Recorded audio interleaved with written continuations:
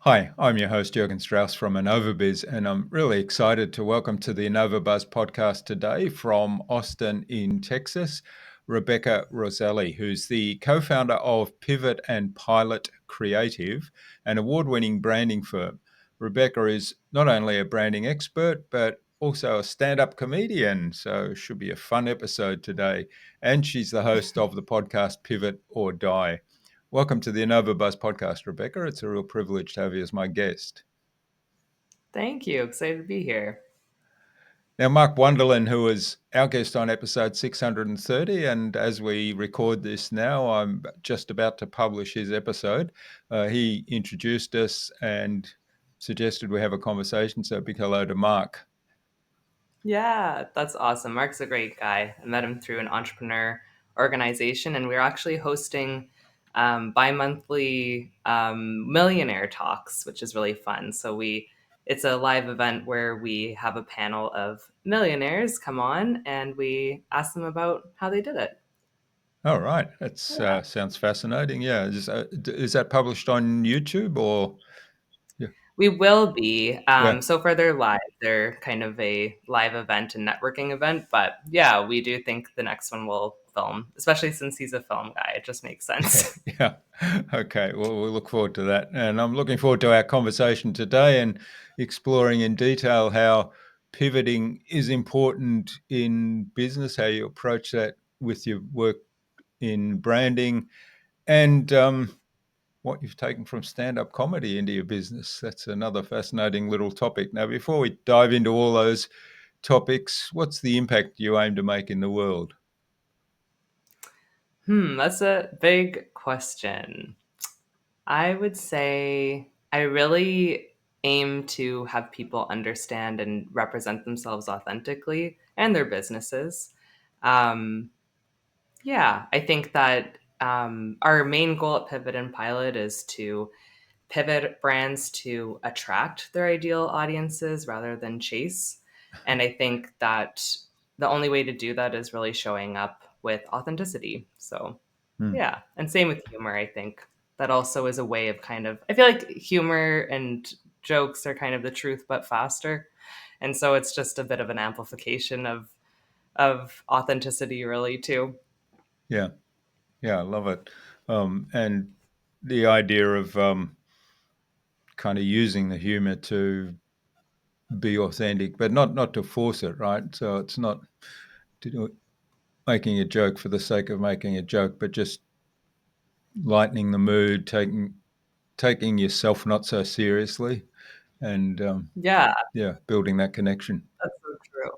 Yeah, a lot of the time people are like, tell a joke. And it's like, well, that's not really. I mean, that is kind of the job of a stand up, but it's like in real life, that's like the worst thing when you have to be put on the spot like that. It's really something that just kind of happens naturally. And yeah, exactly. I think that when you're making jokes, or when you're, yeah, being a little bit lighthearted and laid back, people really feel comfortable around you. Um, and it's not every brand, I would say, that we build that into. It's, certain brands are not necessarily going to be using humor to become authentic or be portrayed as authentic, but certainly when you do, it just helps people relax and feel trust, right? Mm, So that can be yeah, a fun way to do it. yeah, and it looks like you got a friend there that wants to join in on the podcast. Yeah, I have two dogs. I love them. They're my best investment so far. Do you have a dog? No, I don't. Not at the moment. Oh, okay. Yeah, Yeah. Yeah, that's good, Owen. yeah. Yeah. All right. Well, let's talk about pivot. So you hear the term pivot quite a bit. So I'm interested in what's your definition of pivot, and why have you taken that on board as kind of your focus area and named the business Pivot and Pilot? Yeah. It's interesting because when we started the business, I started it about 10 years we're coming up on now, which is exciting. And so it kind of became like it wasn't as known of a word, I would say. Um, it it really is because our focus is on rebrands or shifts in brands and shifts in in whether that be your niche or your target audience, or even like what you are offering. But yeah, when we started, the goal of what we're doing is we're really helping brands shift, and then also helping them guide them through that as like their pilots Hmm. essentially. So pivot and pilot comes from that. And then during the pandemic, it just kind of became like the word of the year. Yeah.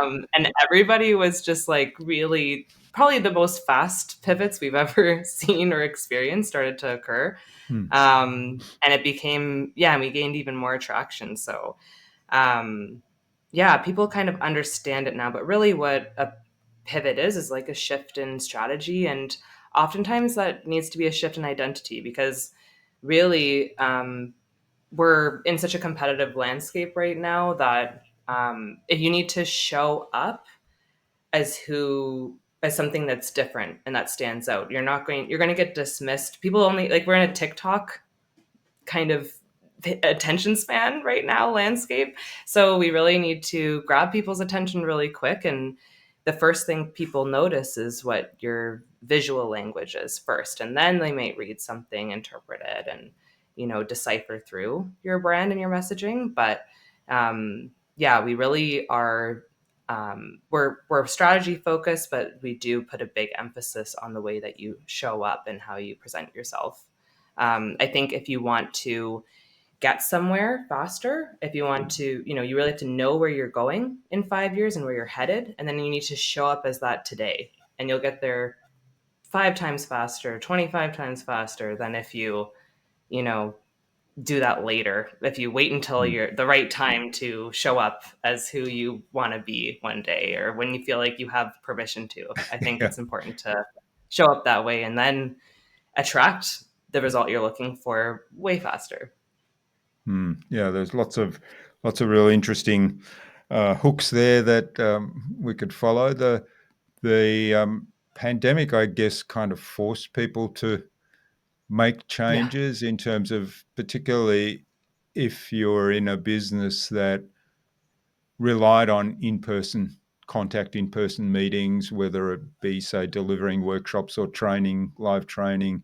Um, those ones were classic businesses that pivoted very quickly, if they wanted to be successful, pivoted very quickly to use the online tools to kind of transition their workshops or their training programs to online from live.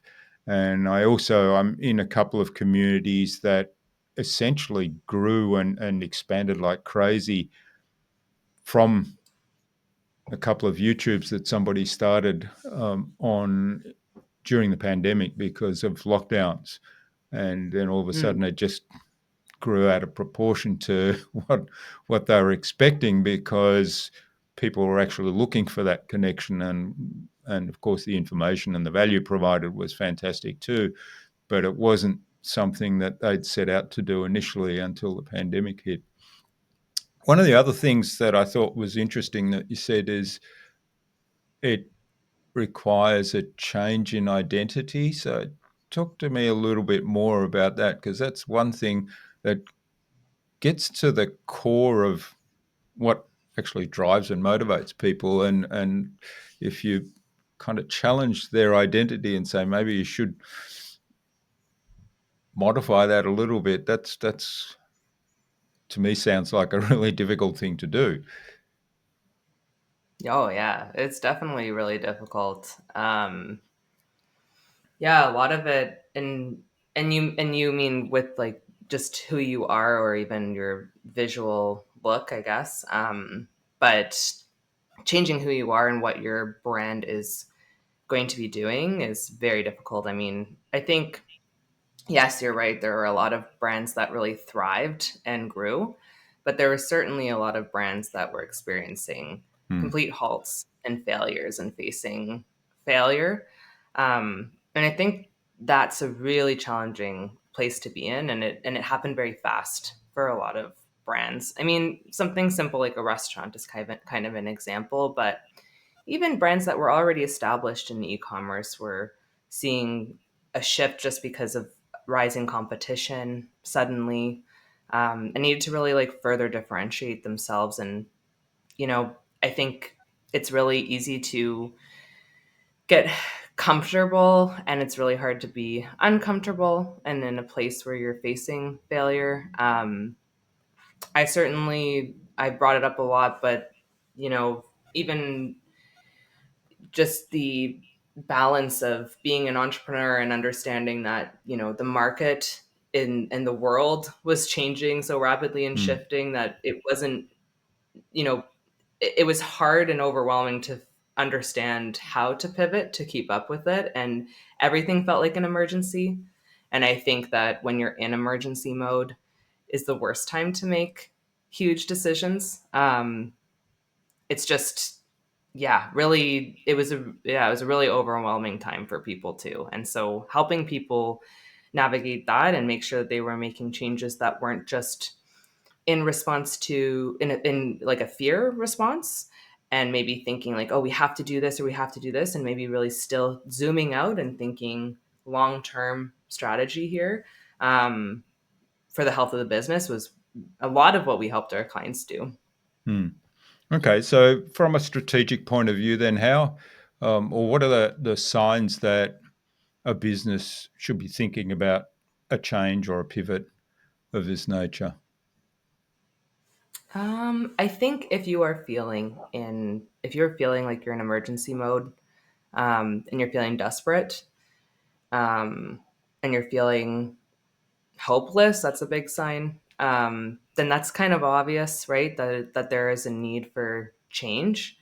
Um, there's also some really practical things that you need to look out for, like is is there a market alignment in your brand?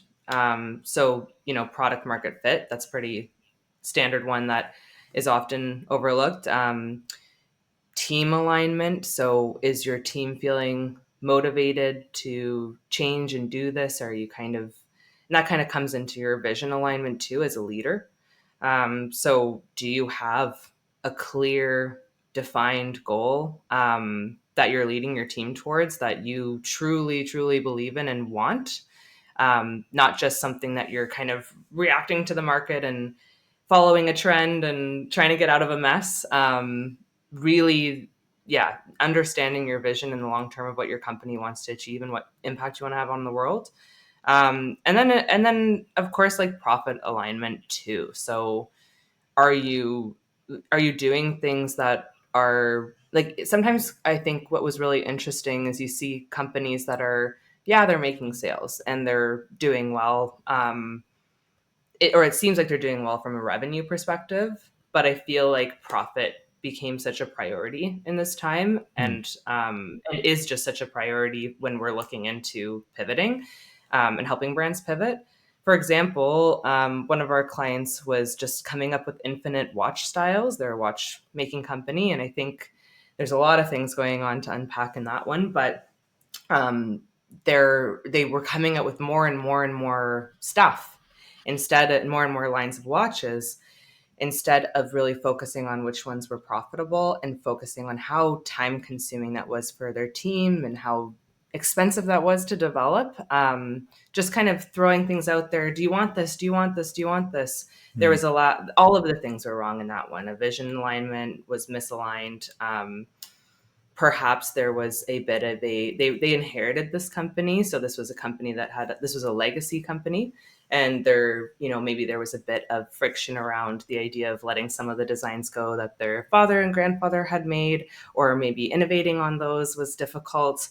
But they're just, but coming back to profit, it just simply didn't make sense. So sometimes you really need to make sure that you really, losing the money is obviously not the goal. And Yeah. so, as much as revenue is a marker of success in some ways, I think a focus on profit is really important too, and refining your services to, and in this case, your products, to ones that are most profitable, or even your business model to be a bit more profitable, is key.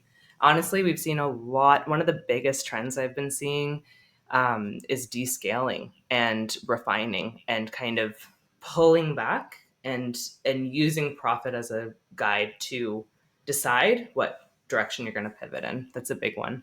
Hmm. Hmm. So it sounds like emergency mode is like too late in some ways, although Yeah, clearly, it is. clearly, most people were in emergency mode during the pandemic, and that certainly at the Yeah. beginning that was something that was very hard to foresee as such. Although um, there were, I mean, there were people that had really good contingency plans in place. That as you got Yeah. six months or so into it, and you observed who was doing really well, it was clear, hey, this is a direction you could take if you're in that style of business. Um, but the best time, it sounds like, is to kind of look at it from a long-term strategic point of view and see where your strategy and your vision is and what different aspects of the business are in alignment or not in alignment. You're right. And it's not, like you said, it's just it's so obvious when you're feeling absolutely stuck, when you're feeling, there's those really clear markers like uprising competition. You're not attracting an audience that makes sense for profit or for what you're selling, product market fit, right? But then there also is, yeah, sometimes the sign is that you're a little bit too comfortable. Things seem too perfect and you're not really thinking long term. That can be a big problem too. You're absolutely right. Hmm. Yeah, that's something there. I think Victoria's Secret, for example, did wrong. I think they got a little too comfortable and they didn't understand that there was such a rapid shift in the market in terms of, for example, like Victoria's Secret was lingerie, totally male gaze focused, completely, beautiful, elaborate, ornate designs, and then they saw this rising competition of thinks, and especially in the pandemic, practical underwear, really things that felt a little bit more, they also were a bit stuck with the perfect models that Hmm. are almost kind of unachievable for the average woman. And then they saw that all of these other brands were really embracing different body types and different types of representation of races and everything. And they kind of stuck to their guns for a little too long, I would say.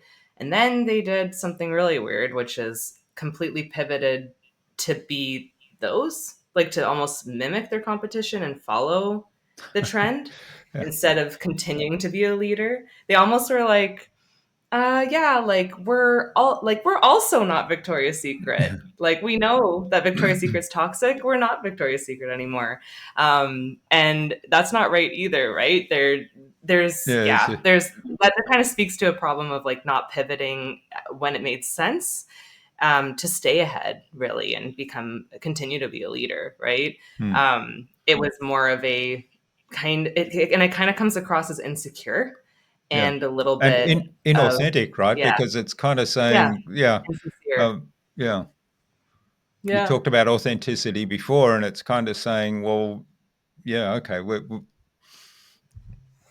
we'll toss all that in a rubbish bin and follow these other people now because we recognise that we were wrong.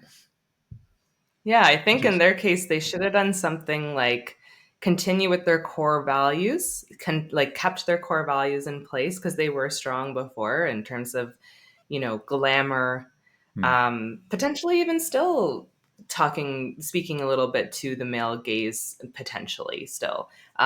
There's no reason why you can't be body positive and glamorous, hmm, and continued making those types of like more ornate designs. They just kind of became a practical underwear company that was one of five that already, with Aerie and Thinks and Spanx and all these competitors that they really thought were getting all of capturing all their market share.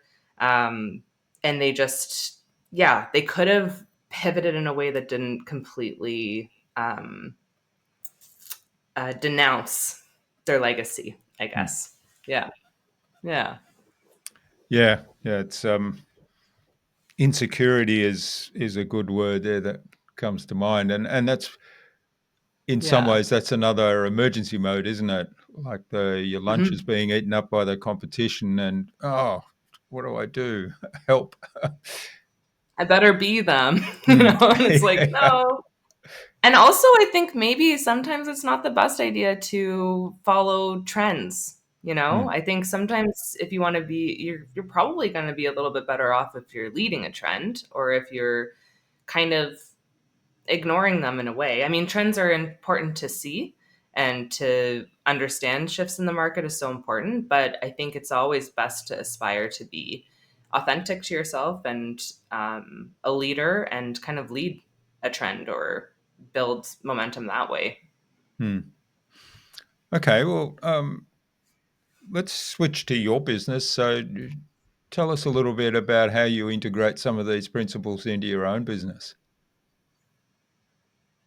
Like, how we, oh, well, I mean, I think through our podcast, it's been really helpful through Pivot or Die. We've really um, continued to show up. I mean, a lot of my business is me, and I think that's for every entrepreneur.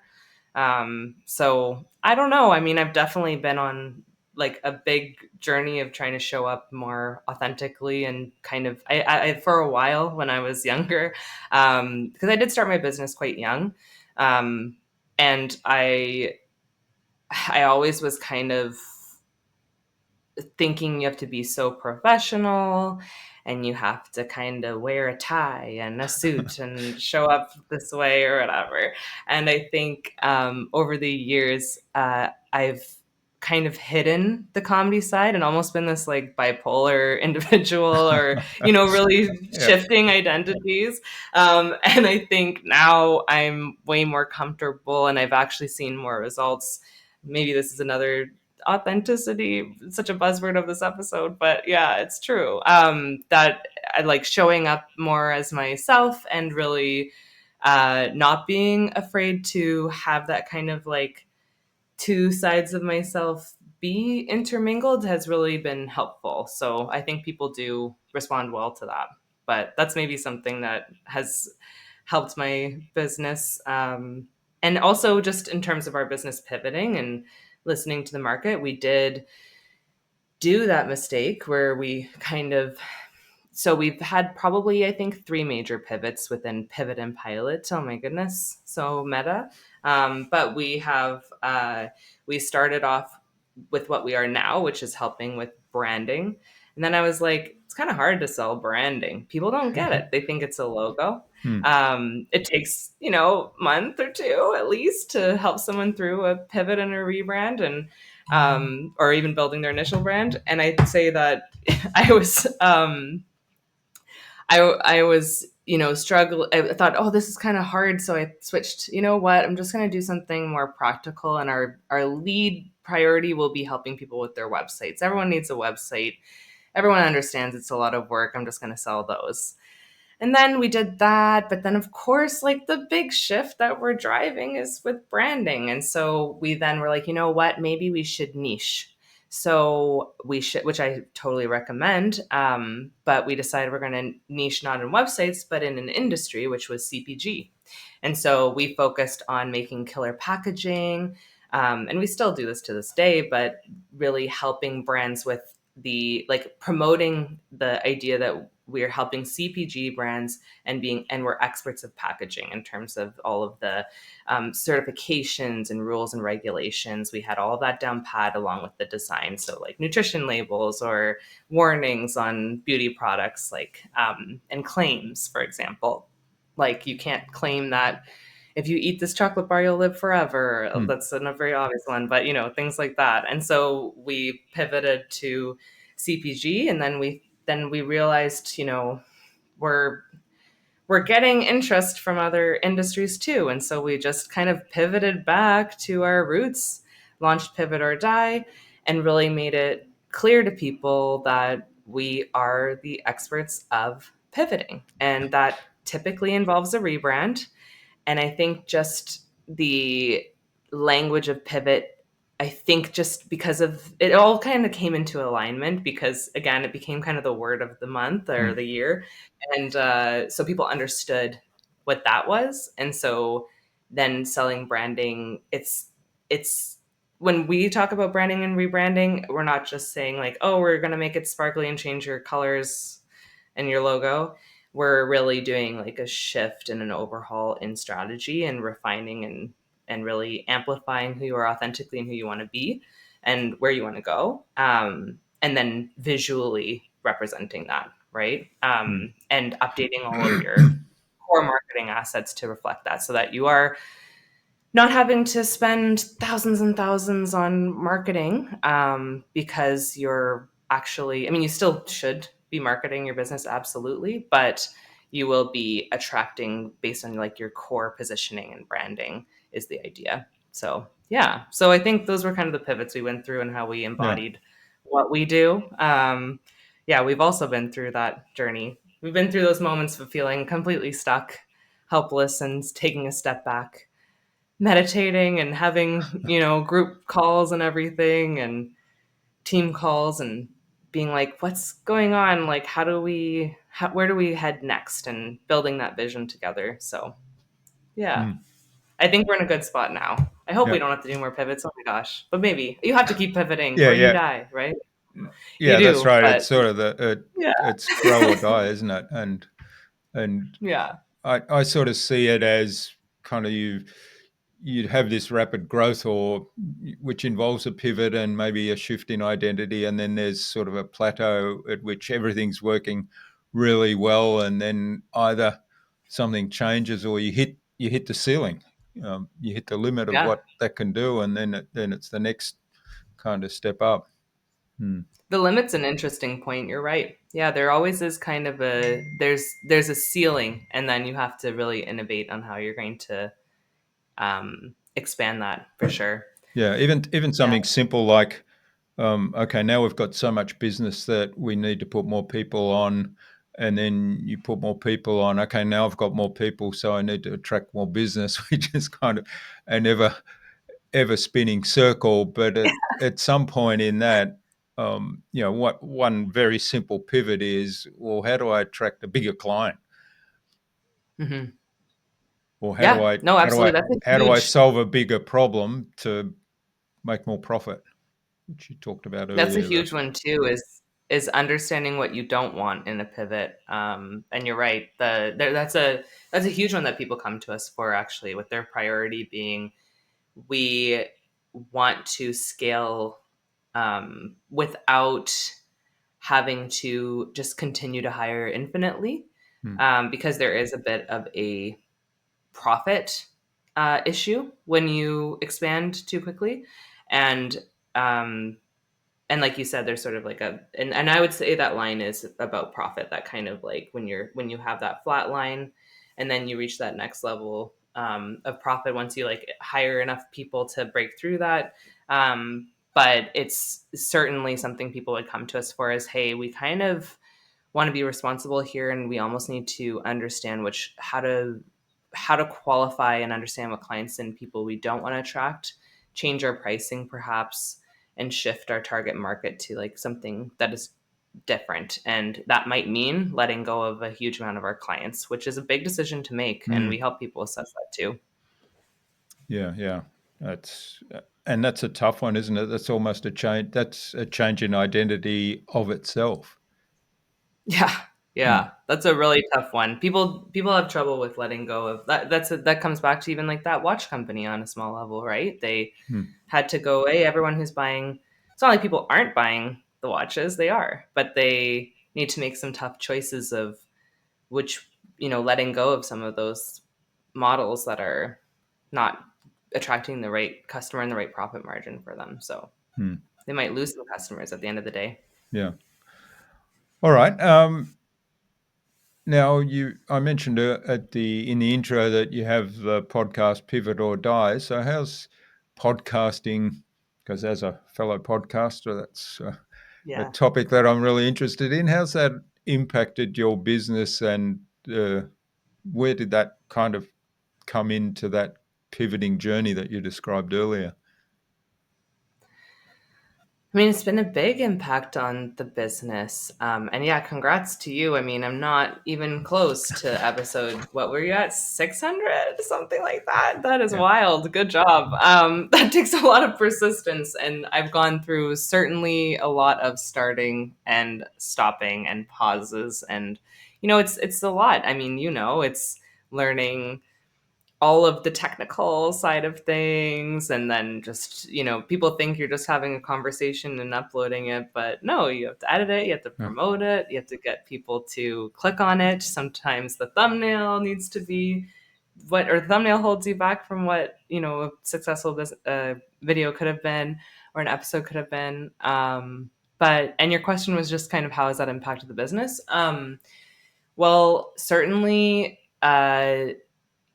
during the pandemic, that was a big pivot.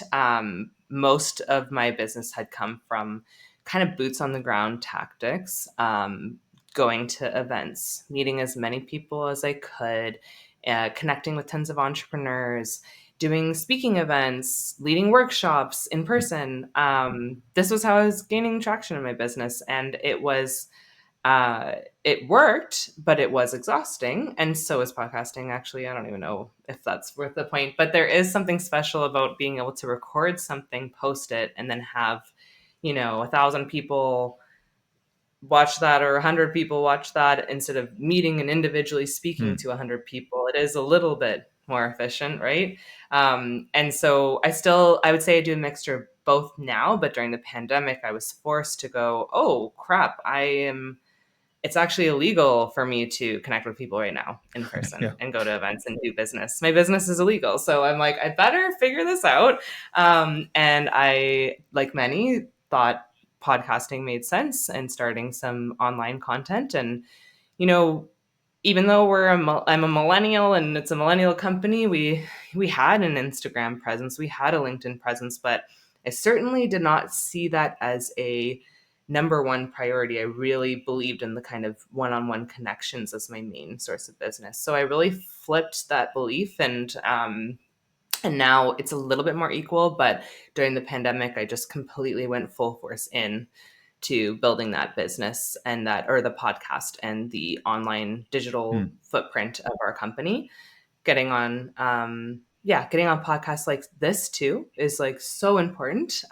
It's in your Google ability. It's so important to just have your name be Googled. And right now I just got married, so my last name of it sucks. It's another thing to add to the list of being a Yeah. woman that's inconvenient. But my digital footprint is basically irrelevant of all the work I've done until now, unless I call them all and go like, "Can you change last name?" Yeah.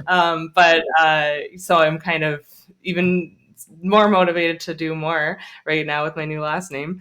But your Google footprint is so important, and I really prioritize that. And it's been a huge, it's so important. And now, we get a lot of people coming to us just because they see our digital footprint is really put together, and they want to, start to prioritize that a bit more too. I think there's something really great about hopping on a discovery call with a client, and they say, or a potential client, and they go, "Oh, I watched, 3 of your videos, and now I'm talking to you now." It's kind of like they already met me, and Mm. I feel like we're kind of already friends. And so that's huge to me in terms of trust. Yeah. I mean, our business is all about trust.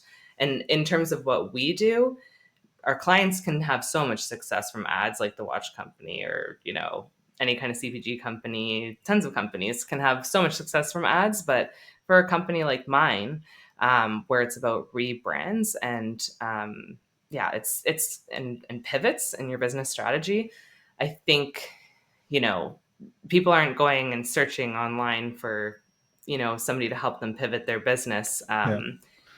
It makes sense that if they are searching for that, they may see one of our videos pop up, and then, they see that, watch 10 of them, and then come over to us for some help. It just makes way more sense for me as a organic kind of lead generation strategy. Yeah, it's been Mm. awesome. Yeah. Wonderful. Well, first of all, congratulations on your recent wedding. I don't know how recent it was, but yeah, I did notice Almost exactly a the year name ago. change when I was doing some research, so I figured that was probably Okay. the reason. Yeah, it's one of those things on the internet, isn't it?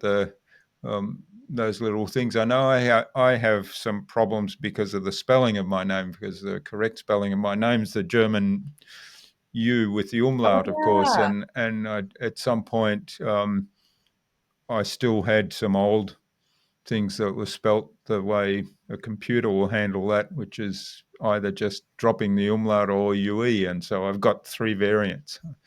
And Oh my gosh, that must be so annoying to navigate too. yeah, it is. I guess you can relate then. Hmm. Yeah, I changed it for my wedding, but also to evade the law because I committed some crimes. And yeah, no, I'm just kidding. Imagine. There's the stand-up No. comedy. All Yeah. right. No, it was great. Yeah, no, that's crazy though to have three different spellings of your name to navigate. Oh my goodness. Yeah, Yeah. it's crazy. Yeah, and I have to be That's a careful if lot. I do banking or anything that involves legal stuff here in Mm. Australia because of the English, then I've got to use the UE to um, Oh, approximate the umlaut. That's kind of the right so it's called pronunciation. umlaut. So, yeah. Oh. Anyway, coming back to branding pivots, what's one of the ones that sticks in your mind as the most innovative ones you've orchestrated? Hmm. Innovative. Um, well, one that kind of was, they're all innovative, but one of them that got, one of them that was kind of cool. Oh, there's so many. Maybe I can just give you a couple examples or something. But our we had one client that we helped raise, I believe it was over 28 million now. Um, and they and that was really, really exciting. They came to us because they were they're a development project management platform that was really well associated with a platform called GitHub. And GitHub is a kind of development like library and Hmm. kind of version saving platform. And they kind of they were helping the project managers use GitHub and integrate that together to help development projects move forward efficiently. And they just had so many more. So they're an example of not niching down, but actually like expanding their offering. So they started niched, which is awesome and a great idea. And I think that's what gained them so much traction. But there was so much more potential for them to help if they just kind of didn't have that really clear grip and association with GitHub. And so we helped them. They looked like GitHub. They kind of were Hmm. trying to be seen as an add-on. And so we really helped them dig into what their own clear identity was, rebrand them, and yeah, they're called Zen Hub. I didn't even mention the company yet, but Zen Hub, and we helped them, yeah, redefine their messaging to expand their offering to not be so reliant on GitHub and actually become their own platform. And they've had a lot of success from there. That's a great one. Yeah, there's a lot of pivots that we've helped facilitate. And I think, yeah, and some of the smaller ones are really great too, where it's just a matter of a little bit of refinement. We had an engineering client. They just sold their business actually, which is really exciting. And they were they specialize in forensic engineering, and uh, they were really kind of showing up as engineers in hard hats and gears and really convoluted language on their website. And we just kind of simply took a step back, refined it, and a lot of their clients are insurance professionals, and they're working with lawyers, and they're working as expert witnesses in court. And so we just kind of help them show up a bit more like a legal firm, and balance the two, have the two contrast of like being dirty and in the scene with their hard hats, and then also in their suits showing up as lawyers. And it really helped them, and I think that really contributed to their recent acquisition. So yeah, it's been Hmm. cool.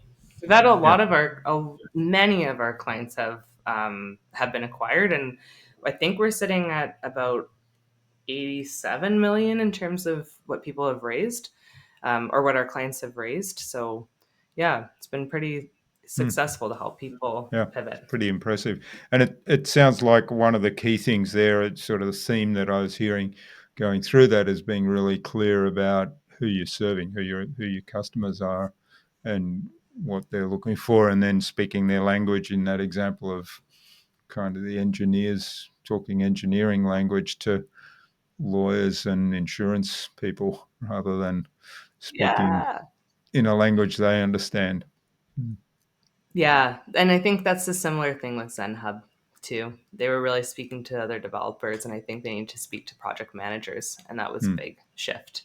It's really important to, I think we really nail not only understanding our customers, but our customer's customer, and that's key, key, key. mm.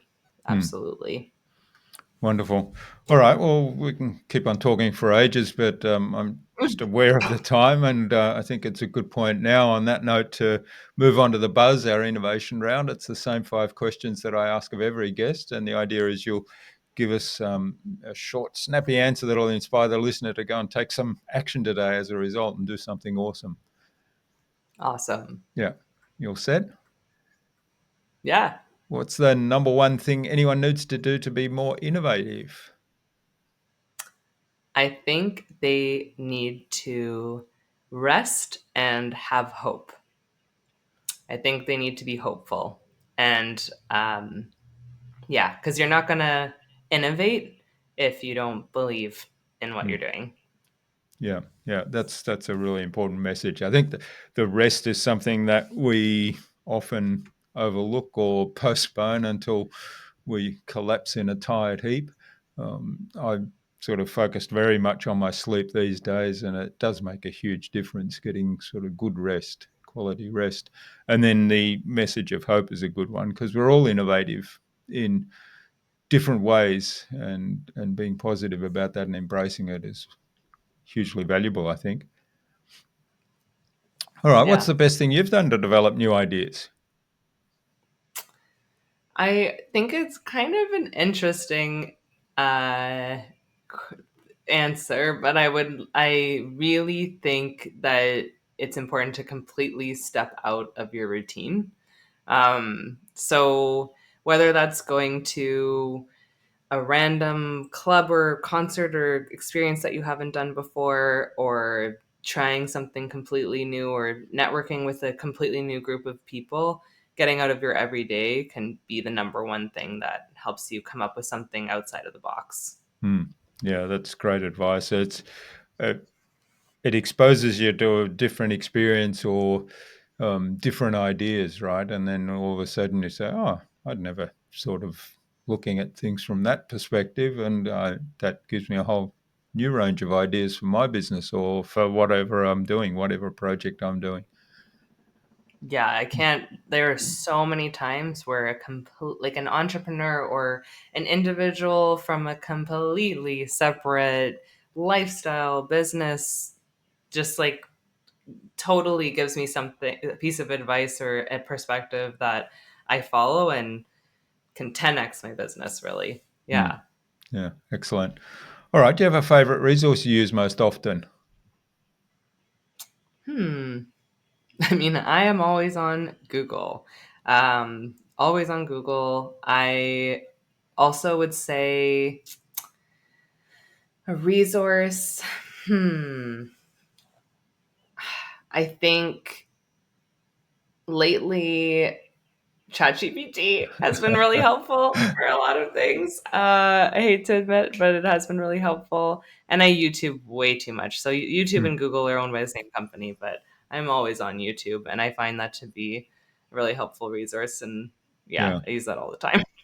Yeah, I was just Yeah, going to say that I'm sort of a big fan of doing Google searches and that, but I'm finding myself recently drawn more.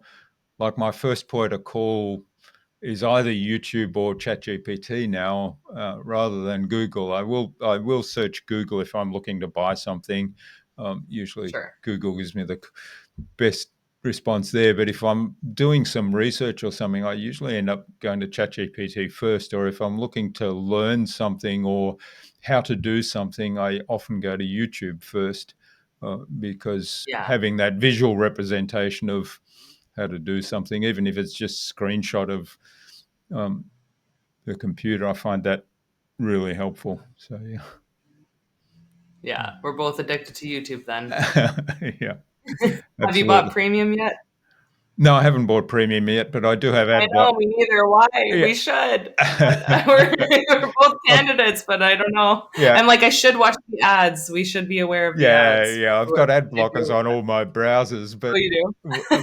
but I also watch it on TV, on the smart TV, and I haven't figured out how to do the ad blockers there yet. so, so I Yeah. watch the ads on TV. I Yeah. figure, Yeah. okay, I'm making a contribution that way. Yeah. Yeah. I All like right. to know what the ads are because I want to be aware for our industry. Yeah, But that's true. yeah, crazy. Hmm. All right. What's the best way to keep a client on track? Hmm. You really do need to understand and be in alignment on the fundamental vision of your client. That's a big one. And I think for us, we book all of our meetings in advance. I think that's so clear, so important. And I think if everybody is kind of on the same page of the consistency of the meetings and feels a little bit more routine with you, then you're going to be progressing forward so much faster. So getting those booked in and really, I mean, that also comes down to you as a business owner understanding your process through and through. Hmm. But we book all of our meetings in advance on our kickoff call, and they always can look at what exactly is going to happen in each meeting. We have like a brief 3 sentence description of what's going to occur. Yeah, that's been really helpful for us. That's great. Yeah. And I love that you pointed out process there because I think that's so powerful and particularly sort of getting that alignment if people understand, okay, these are the steps that are going to happen. And it's kind of, there's a level of safety there as well, isn't there? Yeah, Mm. yeah. And if you become their routine, I mean, that means you're integrated into their life, right? This is a big part of their life that they're putting towards. And I think also we try not to give homework as much as possible. So I mean, I call it homework, but yeah, any kind of I mean, they are taking care of a certain part of their business, but they're hiring you. I mean, if you're service based anyway, Mm. to take the pressure off of a whole nother side of it. So you're their guide, right? And I think we're experts, but we're also their guide. And I Mm. think if you see, this is from Story Brand, like that's a great Yeah. book I super recommend. But it's important to see them as the hero and you're the guide. And that will shift. Yeah, then they just are they're going to stay on track because you're not giving them tons of extra work to do. So many, Mm. especially in our industry, give way more assignments and you're kind of loading up their plate even more. So Yeah. taking it off their plate and using meetings to get their feedback and get all of their decision makings done within that time as a goal is like way more effective than giving a long email list of like, or using the meeting to be like, look at our ideas and how brilliant we are. Mm. And then an email follow up of like, here's all the things you need to do and what do you think, and here make all the decisions after the fact. Decisions are exhausting, and I think if you can take that off their plate, you're gonna get far really quick with your clients. Yeah. Some great advice there. And I'm a big fan of Donald Miller's books and Story Brand in particular, and the whole concept of the hero's journey. I mean, I was looking, I was doing a lot of work with hero's journey with my clients and with our own business in terms of the branding and the strategies that we were building long before Donald Miller wrote that book. And when that book came out, I thought, oh, wow, this is such a fantastic match. And it's just encapsulated everything we've been doing for so long, but articulated in a really clever way. So, Oh man, I know it's so succinct. Like yeah. it's true, it's what we're doing, but yeah, really succinct, well Mm, written book. Yeah, everybody should read that one. yeah. All right. Yeah. And finally, the number one thing anyone can do to differentiate themselves. We talked a little bit about differentiating.